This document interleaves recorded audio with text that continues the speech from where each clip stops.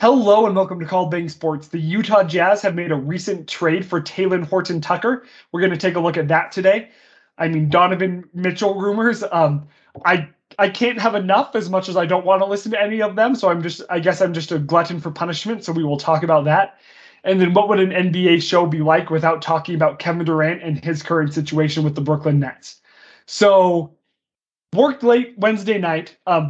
Did not check Twitter after I got off, and apparently that was a mistake because Thursday morning woke up and a couple hours later, all of a sudden get my daily email from The Athletic and was shocked to see that the Jazz had made a trade for Talen Horton-Tucker, which really felt like a big domino for me on the Lakers side more than the Jazz side. And we can talk about both sides, and we'll definitely get more into it on the Jazz side.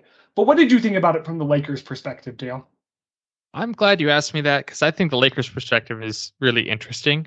The first part of it is for the longest time, the Lakers, there was a while where the Lakers there's no way we're trading Talen Horton-Tucker, and they shot down some pretty good deals that included him, and so they held him as his valuable asset. Then because they held him like that, now their roster was so shot that he was the only trade piece that they had. So they're trying to set him up as this very valuable asset that they're trying to trade, and no teams were interested. So I think it's kind of interesting that they gave up Talen Horton-Tucker for Patrick Beverly, who Patrick Beverly is. It makes more sense for them, but with where they saw Talen Horton-Tucker's value, it was kind of weird that was the trade they made. They said, "Hey, we want Patrick Beverly," where Talen Horton-Tucker, he's still 21. I thought he was a lot older when the trade was made, so we'll see where that plays out. But then from the Lakers' perspective, now they have Patrick Beverly, Russell Westbrook. They have a history. What? Which is I think Patrick Beverly is an awesome player to play next to LeBron James. I don't know if he's who you want as your starting point guard. So here's, from the Lakers' perspective, I'll try to keep this pretty brief. I think it's interesting, though, because Dennis Schroeder's still out there as a free agent. I think he'd be him and Pat Beverly, I think, are a fine point guard depth chart for the Lakers. Yeah. And so that opens up a possibility where if they can get Dennis Schroeder, they have Patrick Beverly, it opens up things like both of them are probably better at shooting than Russell Westbrook, even though as much as no one wants to hear me say this, he's an underrated 3-point shooter right now. He didn't have an awful 3-point year this last year. He's just not as good as you would want a superstar to be. And he actually had a decent year for his career. But it opens up the door for them to trade Russell Westbrook to surround LeBron with some more shooting. I don't know what they could get if Buddy Hield is still in play. I know he was recently traded. That would be an awesome deal for them if they could get someone like that. They may look for someone like a Gordon Hayward, who is he's like a plan B for a lot of teams right now. So that could be an interesting one if he stays healthy. The problem is the Lakers' biggest issue, besides depth, is health, and you're just signing another player or getting another player who normally gets injured, and you're trading away a very reliable player who's probably going to play 82 games next season if you trade away Westbrook. That makes a lot of sense, and that's kind of rough, right? Charlotte obviously doesn't want Westbrook, but if you get Westbrook, then you get out of the 3 years or maybe even 4 years left on the Hayward deal. The Hayward deal is longer contract than Westbrook, yeah. Yeah, and so if you feel like it's that damaging long term, then maybe you make that trade just to clear up cap space a lot quicker. What I think this definitely shows is that the Lakers are doing their best to move on from Westbrook, and I do think that you'll see Westbrook get shipped off to Indiana for a year. You'll bring back Buddy Hield, and I can't remember, but there was you've got some other good pieces in Indiana, and that's going to give you a lot more depth. And Indiana's selling, so that is definitely a possibility. And they're a team that really struggles because, from my understanding, they cannot financially rebuild based on the market they're in. The Jazz, if they go into a rebuild mode, which I think is increasingly likely, will still, fill up 80% of the arena, if not sell it out. They're still going to be okay from a fan's perspective. It won't be as great as it's been this last half decade, but they're still going to be okay. but Indiana needs to be performing at a somewhat decent level in order to stay financially relevant in the league. And I think by just giving the reins to Westbrook for a year, you'll be able to like make do and that'll work for you. So that's kind of a not title related piece of information, but from my understanding would make sense to have Westbrook sent to Indiana. But what you said, where THT, I just keep hearing about him and it's been like the Lakers won't get rid of him, which is why I texted you Thursday morning like, holy crap, this is so exciting. And then I went and looked at the stats and I'm like, huh, this is the guy that was like a no, which his stats aren't the whole story. Like they could have seen a lot of potential. Like he could come in, play 36 minutes a night in Utah and show why the Lakers wanted to keep him so badly. But the stats for what he's played weren't as good as I expected them to be based on the hype around him.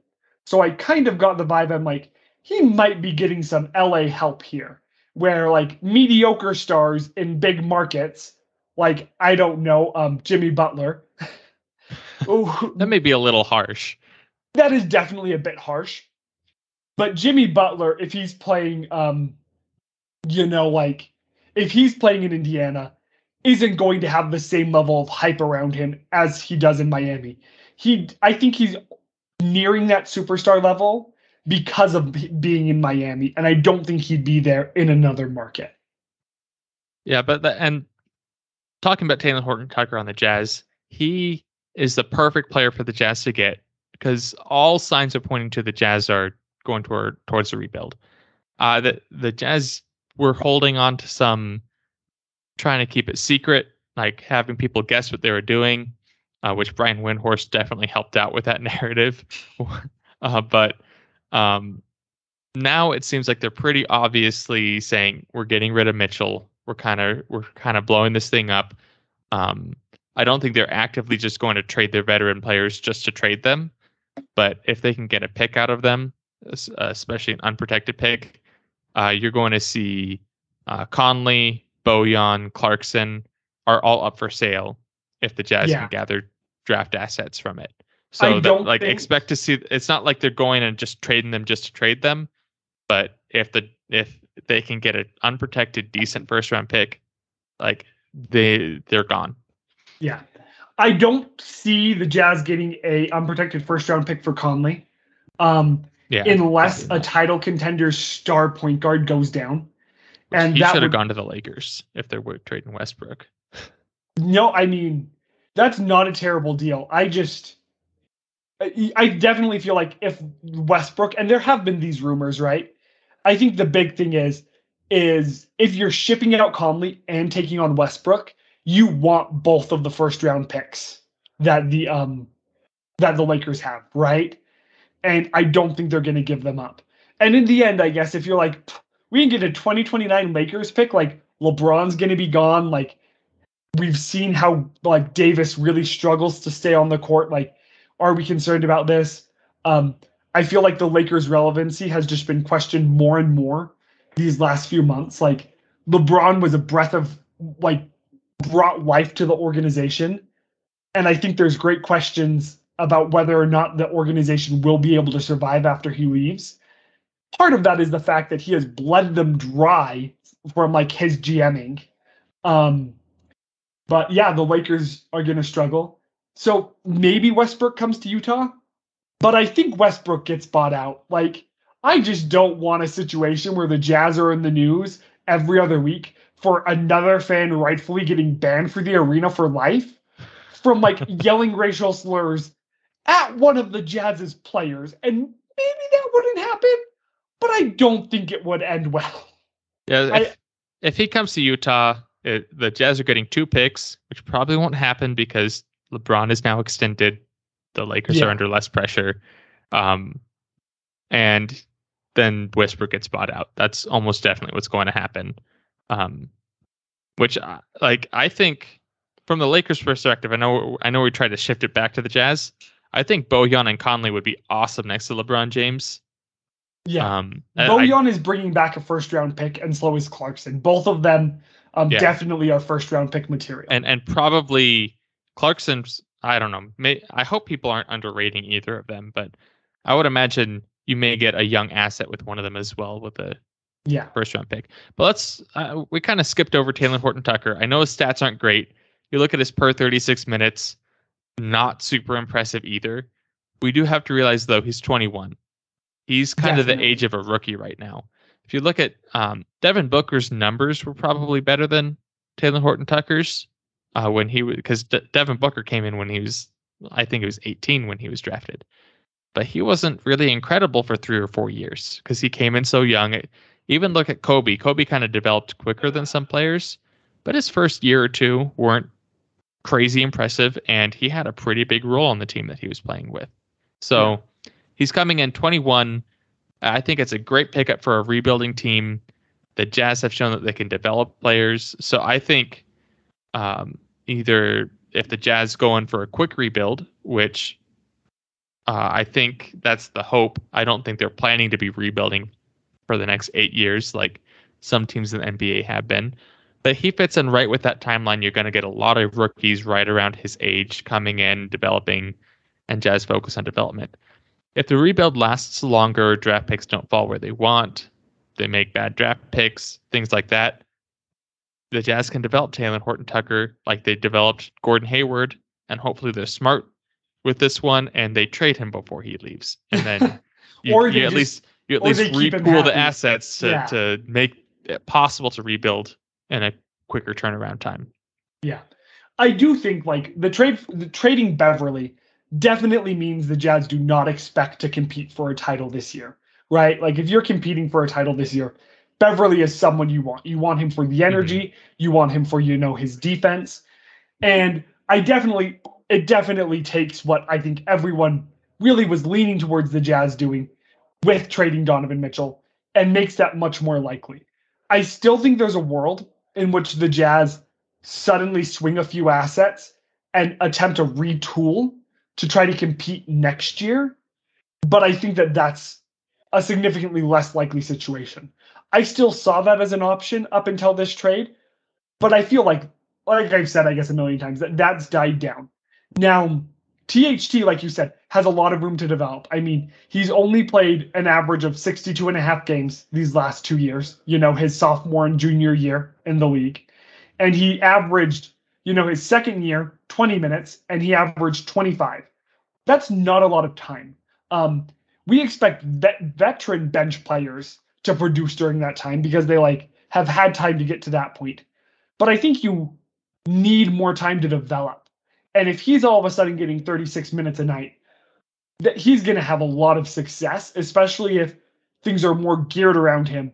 Where, I mean, on the Lakers, what is it? Get the ball to Davis, get the ball to LeBron, get the ball to Carmelo, get the ball to Westbrook. He was a role player who has the potential of becoming a second or third option on a really good team. And so allowing him to play that position, I'm sure will greatly increase his skill level, and we'll be able to see a lot more out of him on the court. Yeah, I think, and maybe not this year, he's still really young, but I wouldn't, 2 years from now, I wouldn't be shocked if he takes a big enough jump that he doesn't look anything like the same player.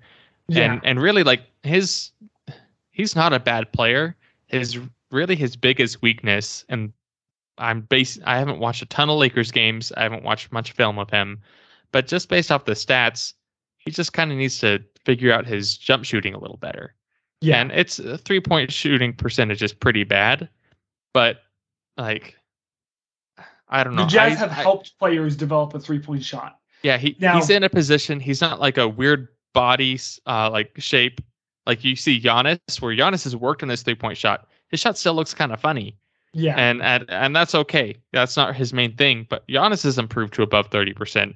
Talen Horton-Tucker, I'm confident he can get to 35+%, which isn't elite, but for kind of the shooting guard position that he's going to end up playing, if you're surrounded by shooters, that's passable in the NBA. You're still a threat if you're wide open at that point. Yeah, definitely. And I don't know a lot of the correlation between free throw percentage and 3-point percentage. I always hear that discussed where it's if a college player has good free throw shooting, they're like, okay, they can probably get their 3-point percentage up. But if it's bad, then they don't expect that 3-point percentage to improve that much. First year in the league for Horton-Tucker, only played 6 games. He shot 50% from the line. Don't really count that. Like, I'm sure if we look, like, he probably only took 3 or 4, like 2 or 4 shots. I hope if he managed to get 50% on 3 free throws, I would be impressed. Like, sign that man right now. Final score is like 99.5 99 to 100. Yeah. I think I would have heard about that had that happened. But then he shot 77.5 his second season and 80% last year. So, and that's going to the line twice a game. So being able to make 1 or 2 of your shots every game, like from the line, pretty good, right? Most of the games he made. I feel like 2.5% growth is significant enough to make me believe that he can improve that into the mid 80s. Yeah. If he decides to work on it, like, it all depends on how much time he spends on shooting, which he's still not a dominant enough force. There's still lots of other things for him to improve on. So we'll see where he puts in the work. Yeah. I mean, I'm really interested since, like, there have been points in my life when I felt very confident from the free throw line. I feel like that's the only thing that if someone were to tell me, like, you know what I can do better than an NBA player? Shoot free throws. That I would, like, possibly believe them. I have always wondered, like, I would love it would stress me out of my mind. I'd love to somehow have the experience of being on the line for game-winning free throws, like, where it actually somehow felt like it mattered and, like, I knew, like, it felt real to try that and to see how stressful it actually is and to see how much it messes with your shot. Since it's so easy to hit 10 free throws in a row in an open gym. Like, if you put in some work, do it for a few months, like, you can probably do that. But man, like, if you have tens of thousands of people yelling at you, I wonder how hard it is to tune that out. And it's just an experience I'm never going to have. Hey, if you make enough money, you could buy your way into that experience. I can buy my way into that experience. You sign a contract with the Jazz Bezos and go to space. You pay the Jazz $40 million a year to be on the roster. Oh my gosh. If you're a rebuilding team and some rich guy wanted to do that, I get that would look terrible, but that would not be a bad deal at all. Just like, okay, like, we'll take this. Since I've recently seen some stuff about the TV deal, and a lot of people are complaining about Ryan Smith wanting to make money from it. They're like, just give us, like, a good free option. And I'm like, I don't know, like, it was really nice having the Jazz go over the salary cap the last couple of years. Like, I want Ryan to be in a situation, like Ashley and Ryan Smith to be in a situation where they can go out and they can say, yeah, we're going to pay the league like millions of dollars extra this year so that we can have a competitive team. And if that makes it so I have to pay a decent amount of money to watch the games on TV, or what I'll just do anyway, which is listen to the radio broadcast, like, I feel like that's for the good of the team. But that was kind of a sidetrack. You get a lot more national television games that way too. Yeah, which are fun. No, cheap to watch. Yes, no, I would love to see the Jazz somehow turn around and do a quick rebuild. I don't think that's going to happen anymore. I was really interested to see DeAndre Ayton. I know there were a bunch of question marks around him, but I thought, like, if you want to take a shot, that's a really good shot to take. Like, I feel like you have a decent chance there to have success. That didn't happen. John Collins is always out there. I thought that would have been interesting to pair him with Mitchell. But again, like, I think that would have happened by now. And like I said, I think you try to keep Beverly, unless you really are just like, we're going to, I don't know, do you tank this year for Wembanyama? I just butchered that. Well, now everyone's really concerned about Wembanyama after Wembanyama. I think there's an N in there. I don't know. Once he's drafted, I'll figure out the pronunciation. But after the Chet Holmgren injury, which I could do Holmgren because that's a Swedish name, so I got that one. You got that one? Yeah. But after that, now I wonder if there's going to be less hype around people much taller than 7 foot. that would be interesting to see if his value drops just because of injury issues, not even issues but concerns. What did I do? Okay, this is so weird. Okay, no, it's just I shouldn't. I only got 2 pictures when I pulled it up, and 8 results. It looks like I misspelled it and got the 8 results where it's misspelled. But I watched AM Hoops did an interesting video on this. Which, by the way, that's an excellent channel. If you like basketball content, like subscribe to him.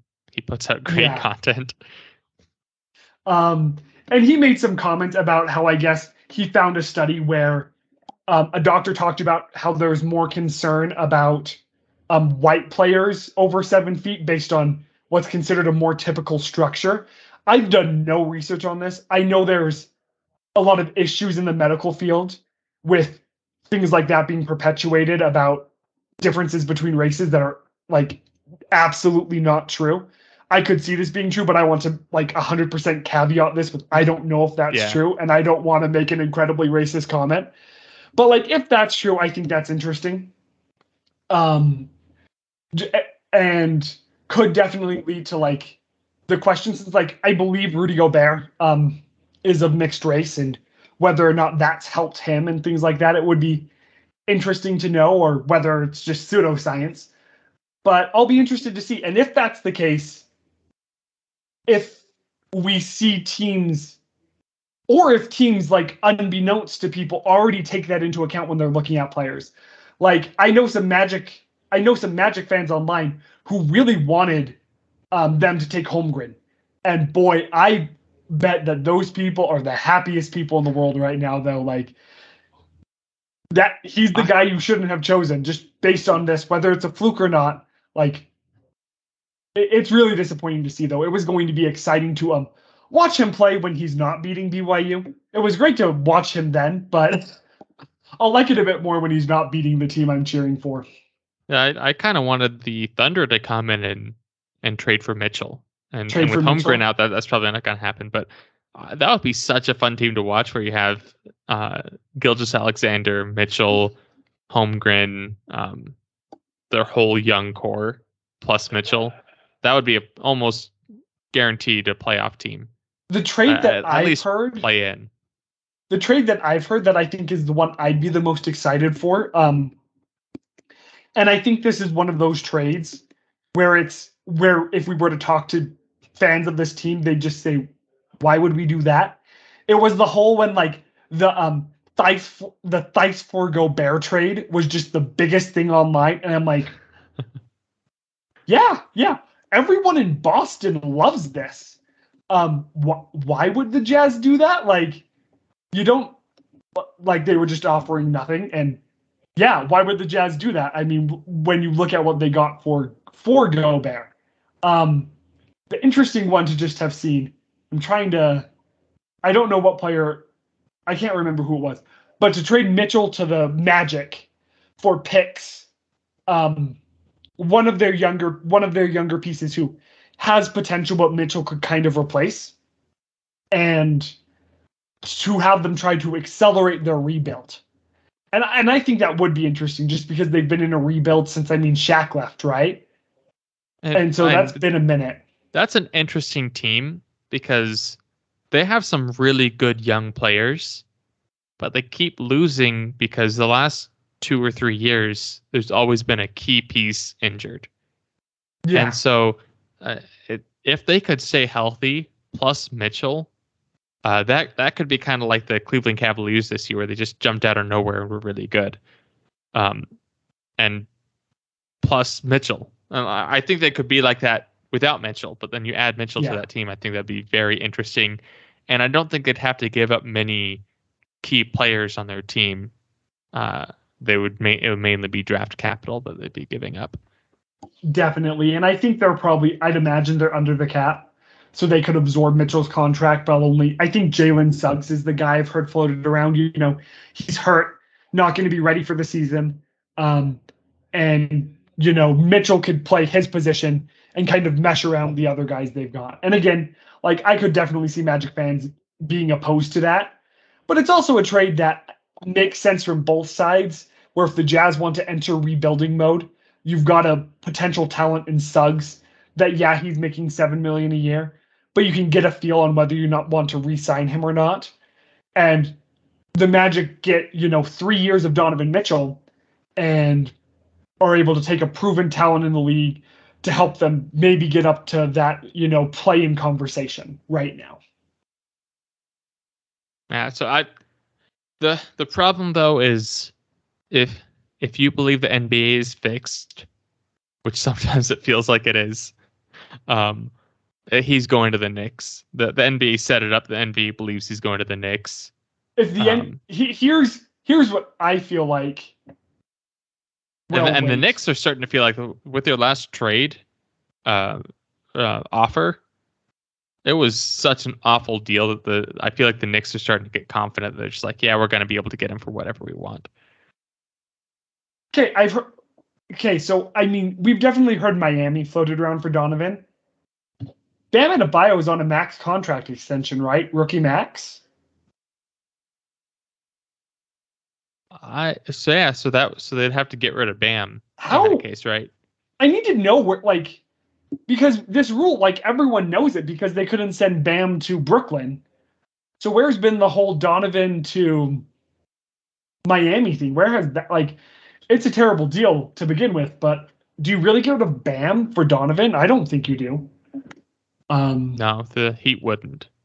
No, so plus, Donovan's really good, but the Heat have pieces that can, the Heat can replace the hole that Donovan Mitchell would fill, even though there's no hole there because they don't have him, a lot easier than they can fill the hole of missing Bam. No, I agree with that. He would be because you have Tyler Hero. I think they still have Oladipo. Was he resigned? Yeah, he's in the 22nd year of his career. He's not even that old. Wait, but Oladipo? Yeah, he seems old. But I think he was drafted in 2013, which I guess is approaching 10 years. Wait, who am I thinking about? Oh, you're thinking of Haslam. How did I get that? Resign. Okay. Was Oladipo on the Warriors finals teams, or am I? No. Okay, Oladipo started on the Magic, then he went to the Thunder, then to the Pacers, and then to the Heat. I think that's all the teams. Yeah, no, he is 30. I don't know what I'm going with. Wow. He's kind of acting old though because he keeps getting hurt. That might be it. I'm sure there's some other O name that I'm mixing him up with. So, no, it'll be interesting. I do think you see Donovan end up in New York. I'm interested to see how many picks you get. I mean, I don't know if he wants to, honestly. I don't foresee Donovan re-signing with the Knicks if he goes there. I don't think it's going to happen. I think the Knicks are going to get him for 3 years, and I think he's going to leave his hometown. Since it's not great to be a millionaire where you're from. Especially when it's New York City. Yeah.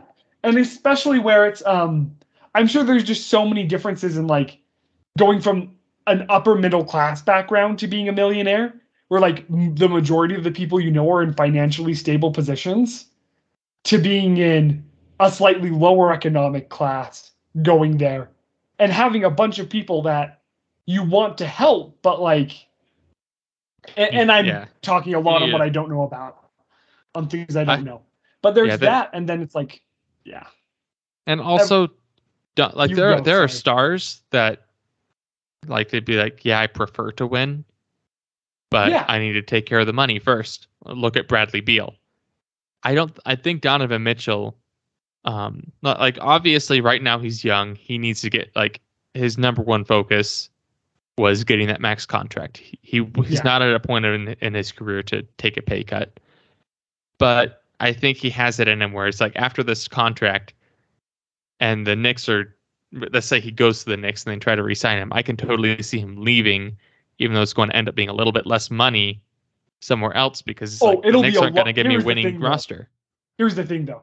It'll be a lot more money because I think a year after his deal comes to an end, I think including the player option, the cap spikes. So I guess It would be a pay raise. It would be Yeah. less than what the Knicks could offer him, though. I'm really Assuming the rules stay the same by that point. I'm really interested to see. You are right. I'm really interested to see if pay cuts become a bigger thing once it gets to the fact that the max contract is like $100 million. You know? Well, and I think they're already starting to get to that point. Because you look at James Harden, where he took a pay cut and he's still like in the upper 30s. Yeah. And you're also seeing a trend, which we may not be done talking about Mitchell, but I think this transition's really good into us wanting to talk about Kevin Durant, where you're seeing older stars that are still really good at basketball that have no value on the market because teams that like are trying to compete either already have their core, or if they're willing to add someone, like it would mess up their core, whether that be signing them for so much that they have to just kind of get rid of all their depth, or trade for them and just throw all their depth at the trade.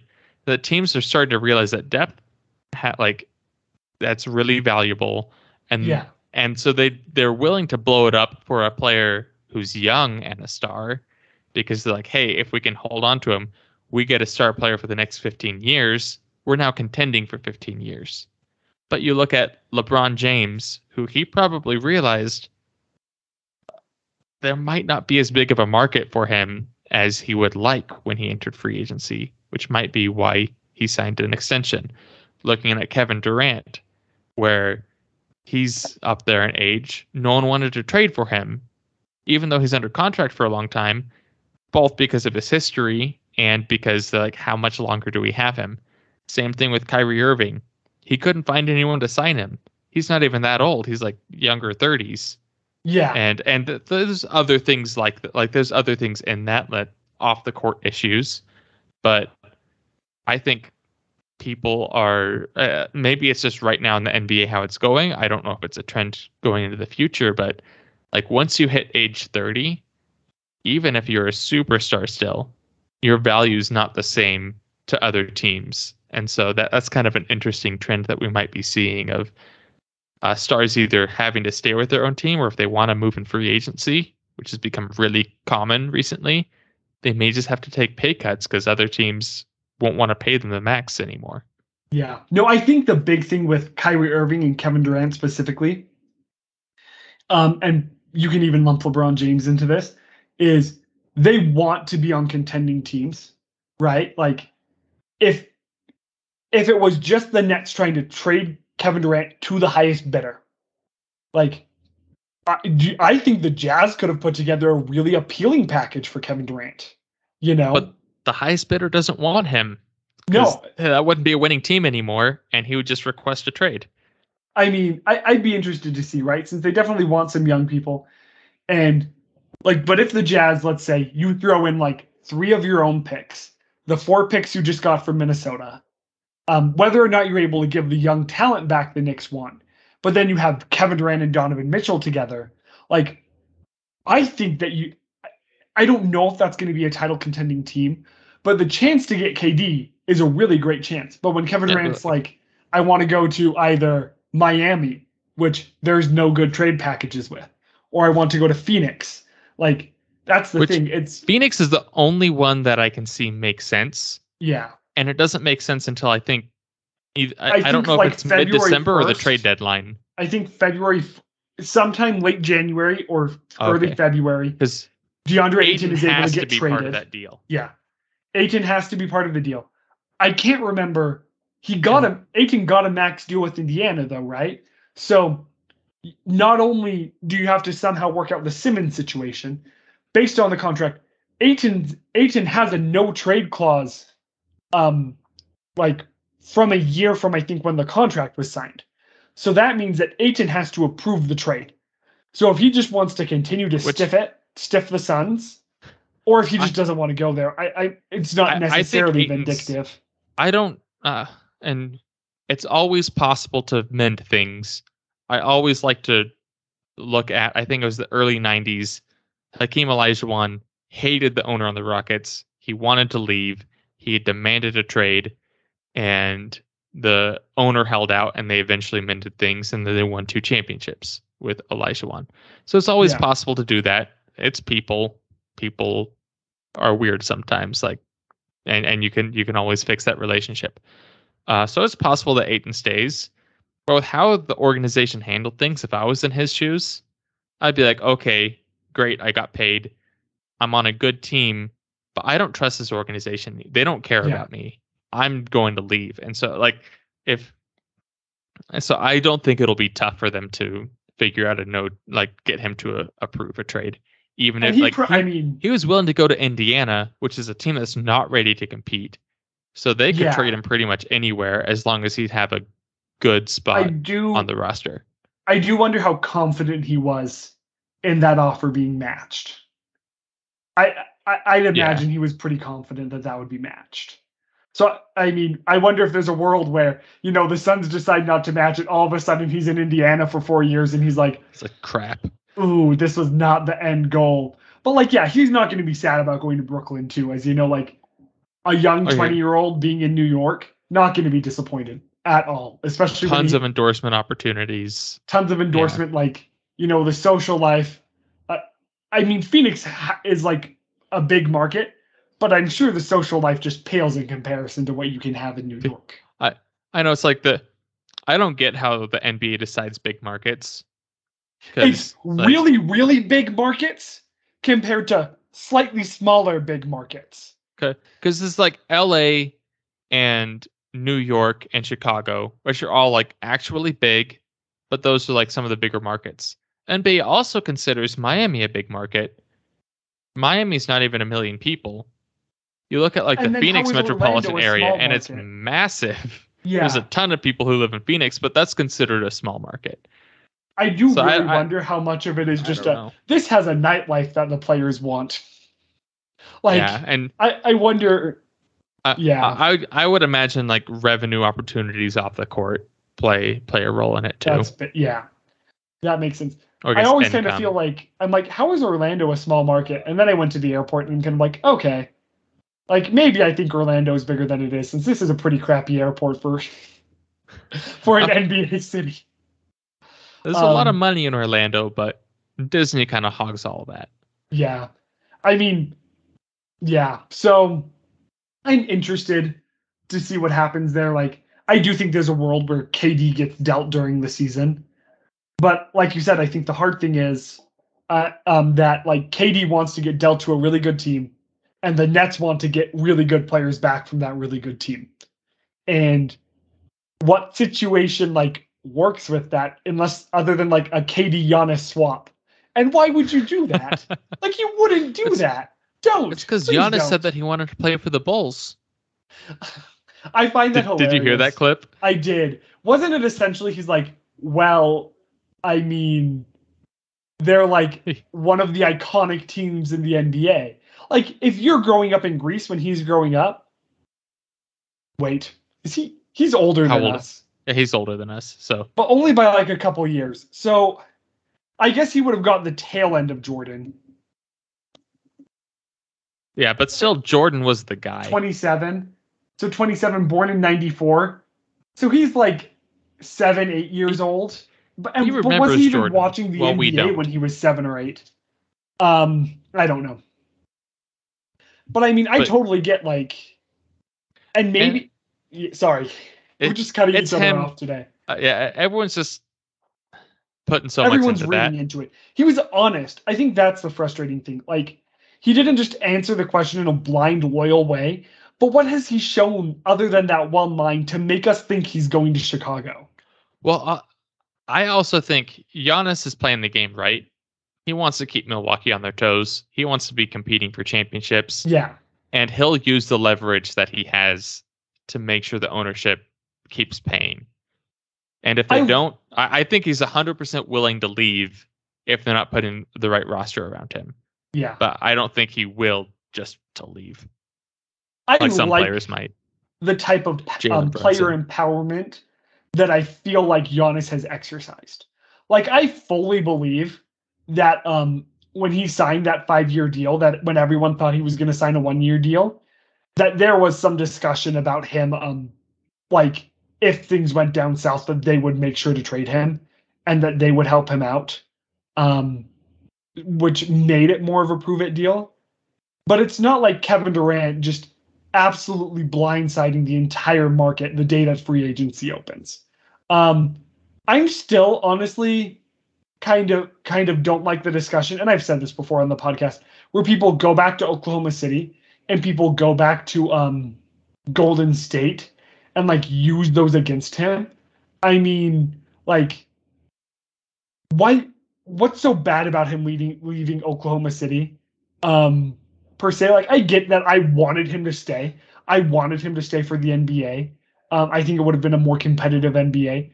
But wanting to like change scenery after you've been somewhere for 7 years isn't crazy, especially when you got drafted to Seattle, forcefully moved down to Oklahoma City. Like, wanting to go somewhere else isn't crazy. Like, I'm down with that. And I'm sorry, I don't like Draymond Green. I honestly think that Draymond Green deserves a lot more flack for what went down in Golden State than I feel like he gets. I feel like they're equally responsible, at least. Draymond Green is interesting because I agree with you there, and he's one of those players where I feel like he's one of the few players that is both overrated and underrated. Because for a while people were like, oh, Draymond Green's one of the best players in the NBA. Yeah, I don't think he ever was that, but I think you can continue to argue that he is one of the most impactful players for his team. one of the most, watching the Warriors with Draymond Green, they're a way different team than without him. He's just such a leader on and off the court that he helped shape those teams into championship teams and continues to do so. But I don't think he's not like he's not a max money guy. Like, and he wants it's like right Patrick now, so Beverly. Interesting. Patrick Beverly is not the most skilled player out there, but he has a big impact on the teams just because of the energy he brings. So yeah, I don't know. Like, not everyone's going to be a number one option. You can only have 30 number one options in the league at any given time. And how many of those players are actually deserving to be a number one option? I don't want to, that sounds harsh, but how many of those players are the number one option because, you're on the Kings? So like, there's got to be a number one option on the Kings, or you're on a crap team. So someone has to be the number one option. And you look at the Nets and the Sixers, where they have two number one options on their team. Yeah. Harden on any other team's a number one option. And like, you need a good eighth man to be able to win a title. Like, if you're not 8 deep, you're not winning a title. Right? So you need great players at every level. The real question is like, will Draymond demand max money like it sounds like he's going to? And is there a chance where you see Draymond Green not retire a Warrior just because he wants money and he's willing to walk out? Or do you have a weird Dwayne Wade situation where you have him on a different team for a couple years and then come back eventually when they realize they're maybe not as good as they thought they were? I don't actually know if that's what happened with Dwayne Wade, but yeah, I think we are getting to a point, we're getting to a point in the NBA where everyone is kind of entering, like, all the stars that have been the stars for the past decade, they're starting to enter the point of their career where they're just like, you know what? Especially the players like Draymond, like Steph, like LeBron, or I guess they've been in like almost all the championships in the last 10 years, at least competing for one. But you're seeing them care a little bit less about winning every single championship, and they're starting to care more about just like, you know what, we're wrapping things up. I've won my championships. Let me start enjoying this. I realize, hey, I'm not getting paid $40 million a year for much longer from my NBA team.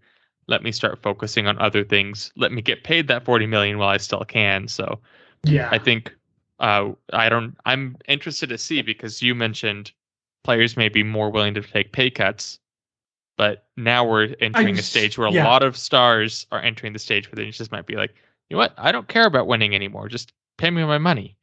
Yeah, which is fair. I mean, like, LeBron James already gets paid way less than he theoretically should. And I guess there's a big debate about unions and that if you want to get into it. I guess if you've made it this far and want to go into the comments, out of respect for watching the last 40 minutes, we might have to just have that discussion with you. But it'll just be interesting, right? Because I don't think the players should take less money. Like, I don't. I think that if you really want to win, that it might become required to take less money. Because what team has recently won a lot of titles, not in the NBA, but you look at the Patriots, and they won, was it 6 Super Bowls in like a 10-year span? And a large part of that was because the best quarterback in the league, I hate to say it, but it's true, was not taking the highest salary he could. And even keeping with the NBA, Steph Curry was on a really cheap deal for at least the first championship, if not the first two. That was just some bad luck, though, right? More so like, and so that wasn't hit by choice, but they built that team, and that helped. And were able to add Kevin Durant because of that kind of situation, and some really good luck with the salary cap and increasing at the right moment. Yeah, and so I'm interested to see what happens in the next CBA. Like, we are in for a treat for the CBA for when the CPA comes to an end in 2024. Like, the player empowerment discussion, the money discussion. Do you slowly raise the cap, which means less money for the players, but means less super teams that could be created? Like, how do you avoid another? I think the cap should be dynamic based off of number of wins last season, and so all the good teams get a lower cap. Oh, get a lower cap, and all the bad teams get a higher cap. Do you think we're going to see the luxury tax applied differently to homegrown players than traded players or players obtained in free agency? I don't know if they would do that, because really the only way to get into the luxury is by having several homegrown players, and it depends on how you define that, because you can't sign a player for over the cap, but unless they've been on your team for a certain number of years, or you inherit a contract like that. So I'm actually, you're right, because I know that happened. I think the biggest thing is you look at Golden State and the amount of luxury tax bill that they have to pay for players that they've all drafted, right? Other than Wiggins, everyone's been drafted on that team, more or less. I'm not in love with the luxury tax, because I feel like it punishes small markets. Because it's at the point where if you want to compete, you kind of have to be in the luxury. Yeah. And it's hard, the right? small market owners are the ones that are usually less able to be in the luxury tax. And they're also the ones that get a lot of money from the luxury tax. Because if they're not in the luxury tax, that's where the luxury tax goes. So they're just, which maybe that's exactly why the NBA set it up that way, because the NBA gets more money when the Lakers are in the finals than if the Suns are in the finals. Maybe. So like, hey, we can have some good small market teams, but that's fair. Let's motivate them to not be good. That's fair. I do then wonder, does the luxury tax increase parity in the league?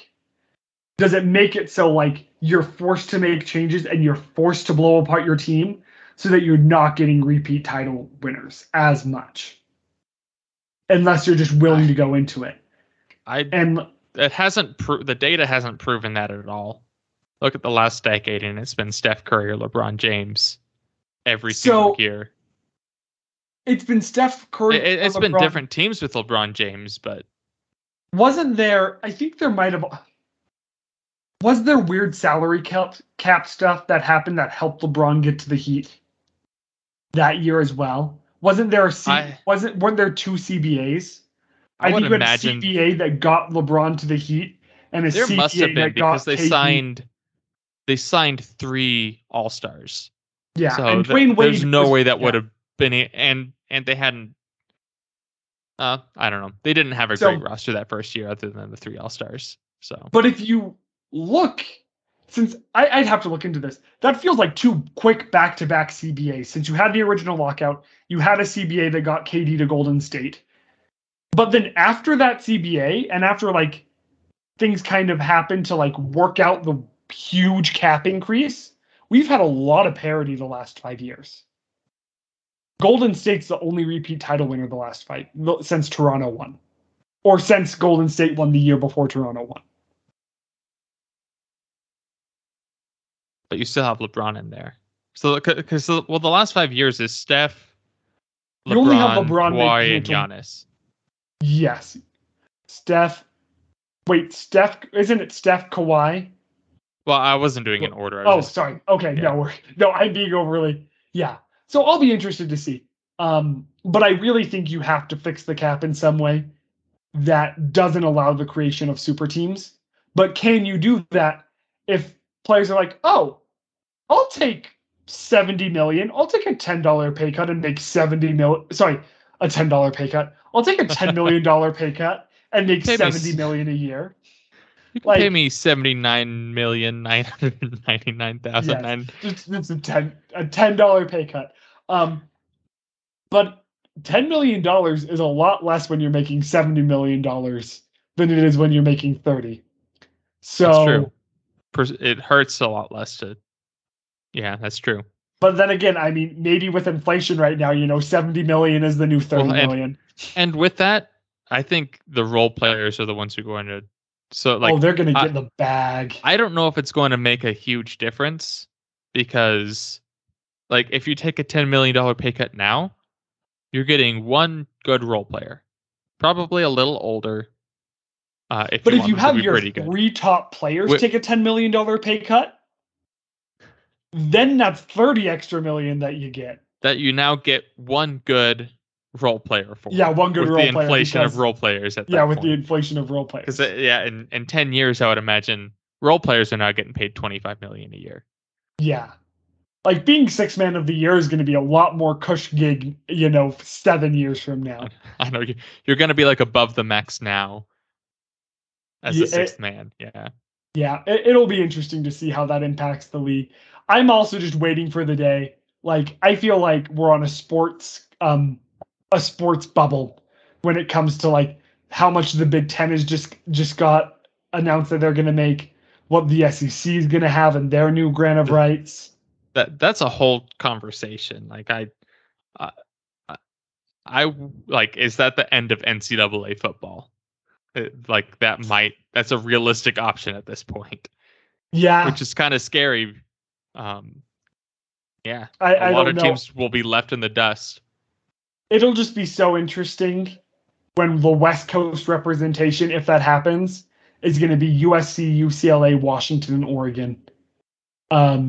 Because the Big 12 is going to be like the minor league to the Big 10 and SEC. I've heard rumors that after Labor Day we hear the new Pac-12 contract.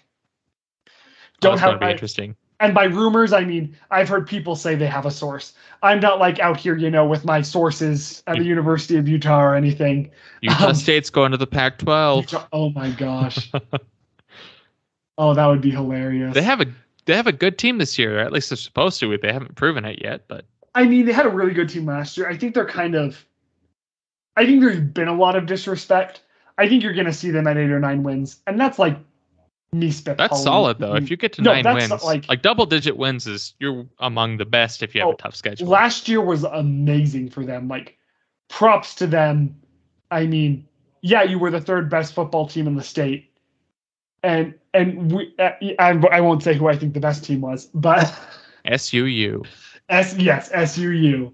There we go. So, well, we've kind of rambled. We're off basketball, If you've made it this far, thank you so much. In fact, okay, if you make it all the way here, come to the YouTube video and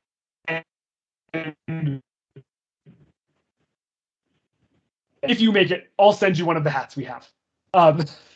Not one of my hats back there. I'll send you one of the extra hats you have. So we'll see if anyone made it to the 54th minute of this video, and we'll get you a Utah Jazz hat. But yeah, I'd be fascinated if anyone I'll does be make impressed. It. I'll be impressed. But hey, thanks to everyone watching. Whether you watched the first 10 minutes or you made it here, we really do appreciate it. We'll be getting to you in September. We'll see if Donovan gets traded, but dang it, it's going to be an exciting month leading up to preseason in the beginning of October. But thanks so much, and go Jazz.